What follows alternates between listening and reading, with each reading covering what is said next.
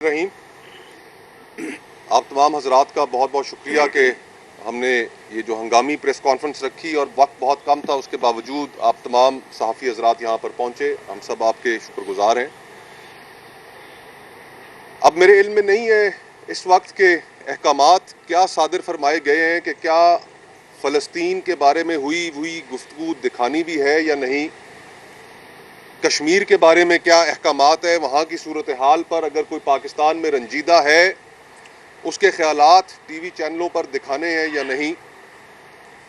टीका के तहत आप तमाम हजरात को मजबूर कर दिया गया है, अहकामात का पाबंद बना दिया गया है। अगर आप उन अहकामात को नहीं मानते तो आपको मुकदमात का सामना करना पड़ता है, आपके चैनलों को पॉलिटिकल विक्टिमाइजेशन का सामना करना पड़ता है, आपके इश्तहारात बंद कर दिए जाते हैं। लेकिन सूरत हाल जितनी भी गंभीर हो उसमें बतौर सियासतदान तहरीक तहफ़्फ़ुज़ आइन हम समझते हैं कि हम अपना मौक़िफ़ और अपना एतराज़ मुल्की मामलात पर ज़रूर सामने रखेंगे। इस वक्त सबसे बड़ा मसला जिसके ऊपर पूरे उम्मत मुस्लिमा में और उससे भी आगे बढ़कर पूरी दुनिया में जिस पर सबसे ज़्यादा तशवीश पाई जाती है वो है फ़लस्तीन का मसला और ट्रंप साहब का प्रपोज्ड 20 नुकाती पीस प्लान, जिसको हम अमन प्लान भी कह सकते हैं।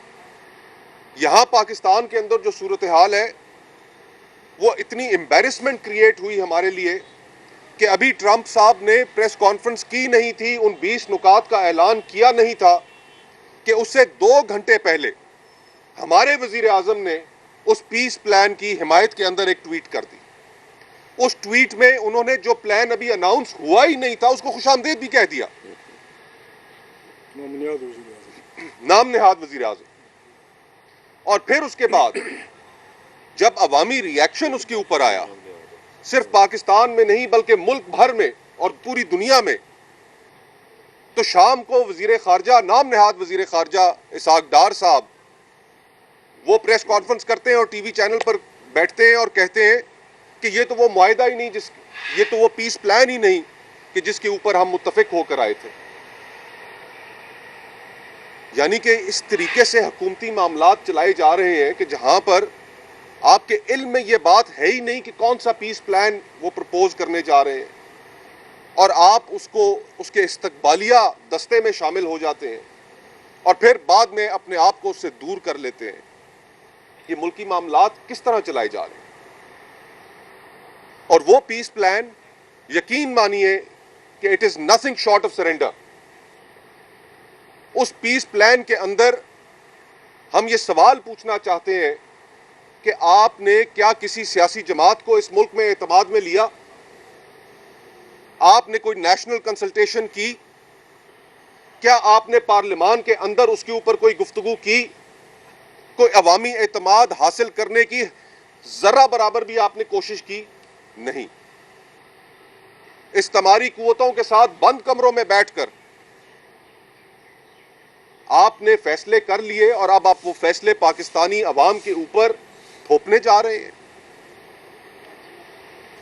भला बताइए कि हम ये बात कैसे मान सकते हैं कि जो कमेटी बनाई जाएगी उस प्लान के तहत जो गजा के मामलात को चलाएगी और गजा के मामलात को चलाने वाले जिन साहब का इंतखाब किया गया है, टोनी ब्लेयर साहब, उनका रिकॉर्ड कौन नहीं जानता। इराक वॉर के हवाले से, मुसलमानों की नस्ल कुशी की हवाले से वो मुतनाज़ा तरीन शख्स हैं। क्या हमारी फौज वहां पर भेजी जाएगी?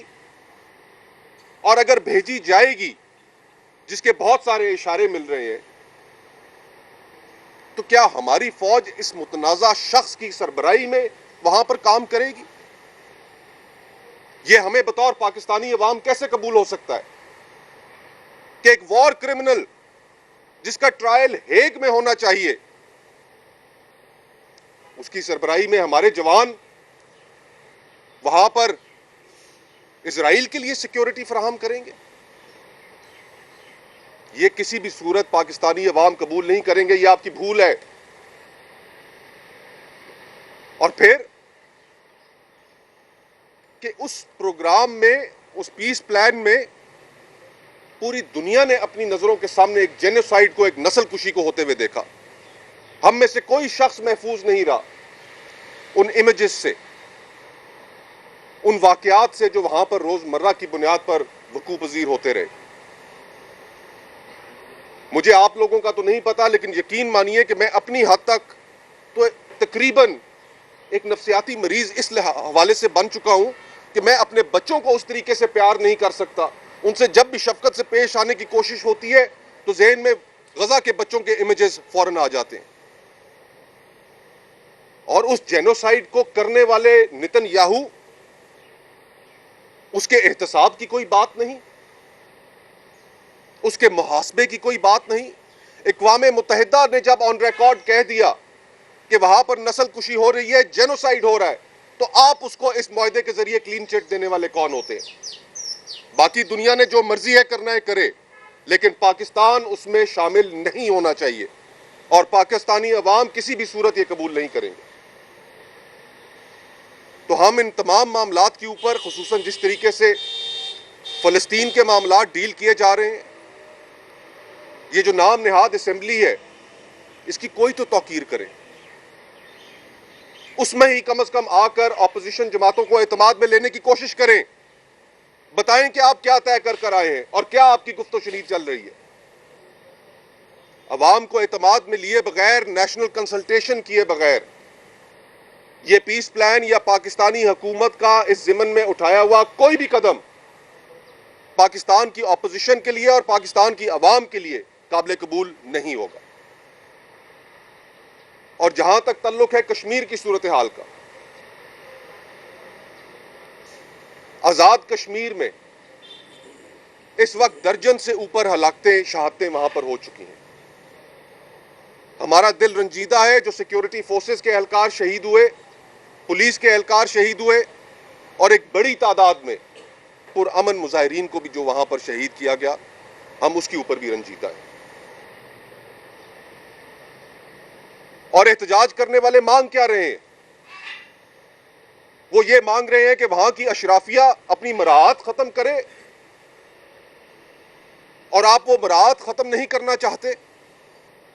वो मांग क्या रहे हैं कि वो 12 सीटें महाजिरीन के नाम पर जो पूरे पाकिस्तान भर में तकसीम कर दी गई है, जिनको इस्टेब्लिशमेंट और इस्लामाबाद इस्तेमाल करता है वहां पर पॉलिटिकल इंजीनियरिंग के लिए, कि वो 12 नशिस्तें खत्म की जाए।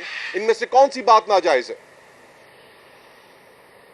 इस वक्त जो सूरत हाल वहां पर कशीदगी जितनी बन चुकी है, मेरे ख्याल में वहां के वजीर आजम को फौरी मुस्तफी होना चाहिए। वहां पर नए इलेक्शंस का ऐलान होना चाहिए। फ्री एंड फेयर इलेक्शंस के नतीजे में वहां की जो भी असेंबली मुंतखब होती है, वो इन तरामीम को, आईनी तरामीम जो वहां पर करनी जरूरी है, वो पब्लिक के मैंडेट के साथ वहां पर की जाए। इन हलाकतों के बाद, इन शहादतों के बाद वहां के वजीर आजम को और वहां की हुकूमत को कंटिन्यू करने का कोई हक हासिल नहीं है। इसकी रिस्पॉन्सिबिलिटी उनके ऊपर आयद होती है। उन्हें इसी रिस्पॉन्सिबिलिटी के नतीजे में जो वहां पर वो अमन रखने में नाकाम रहे, फौरन मुस्तफी हो जाना चाहिए। ये वो मामलात हैं कि जो इस वक्त हर पाकिस्तानी के जहन में इनके बारे में सवालात हैं और तशवीश है। हम इस हवाले से अपना मौक़िफ़ आपके सामने रखना चाहते थे कि ये खामोशी हमारे लिए काबिल बर्दाश्त नहीं है। फ़लस्तीन का मामला हो या आज़ाद कश्मीर का, हम दोनों के ऊपर अपना एक वाज़ेह मौक़िफ़ रखते हैं, हमारे वाज़ेह मुतालबात हैं, और हम पाकिस्तान की अवाम की बिहाफ पर, इस नाम निहाद असेंबली के पास और हुकूमत के पास कोई मैंडेट नहीं है। हम पाकिस्तान की अवाम की बुनियाद के बिहाफ पर यह मुतालबात करते हैं कि पाकिस्तान की अवाम को फौरन इन इंटरनेशनल मामलात पर एतमाद में लिया जाए और कश्मीर के अंदर मुज़ाकरात के जरिए हल निकाला जाए और वहाँ की हुकूमत घर जाए। बहुत बहुत शुक्रिया।